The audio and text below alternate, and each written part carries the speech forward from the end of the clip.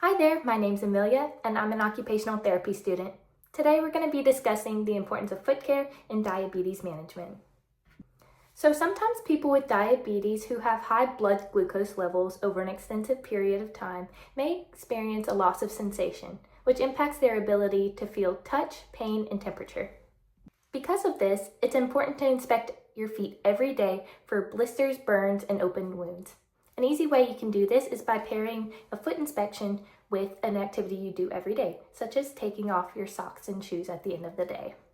Or you can set a reminder on your watch or your phone. So now that our socks and shoes are off, there's a few different ways that you can look at your feet. First, you can do a crossover method, where you simply cross your leg over one another and look at the bottom of your feet this way. Next, if you have a long mirror such as this one, you can use its reflection while sitting down to look at the bottom of your feet. By sticking out your foot straight in front of you, you're easily able to see the bottom of your foot. You can also look at the bottom of your feet by using a small mirror.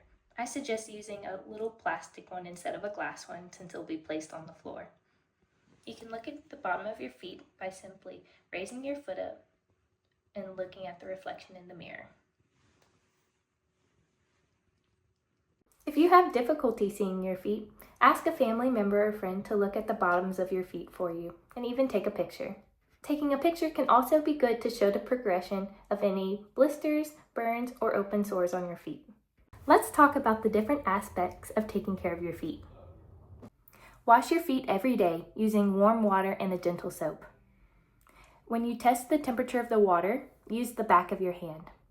It's important to protect your feet from extreme hot and cold temperatures. So in the winter, use warm socks to warm your feet instead of using heated water bottles, heating pads, or electric blankets. If you have impaired sensation, you could burn your feet without realizing it. Avoid soaking your feet in water for an extended period of time. When you're drying your feet, use the towel to pat your feet dry instead of rubbing them dry. When trimming your toenails, it's important to cut your nails in a straight horizontal line, rather than curved around the edges because this could cause an ingrown toenail. Use nail clippers to trim your nails and use an emery board or nail file to file the edges. Next, it's important to schedule regular visits with a healthcare provider, like a podiatrist, especially if you have concerns related to any injuries to your feet or if you have difficulty feeling touch, pain, or temperature in your feet. If you have difficulty reaching your feet to trim your toenails or have corns or calluses, ask your healthcare provider to trim them for you during your visit. It's important to keep your skin moisturized, and this includes the skin on your feet to keep them soft and smooth. One of my personal favorites is Dr. Teal's Foot Care Therapy Foot Cream with Pure Epsom Salt. Apply a thin coat of lotion to the tops and bottoms of your feet, making sure you rub the lotion well into your skin. Avoid putting lotion directly in between your toes. This area can trap moisture and cause a buildup of bacteria. Let the lotion dry for a few minutes before putting on your socks and shoes or getting up to walk barefoot.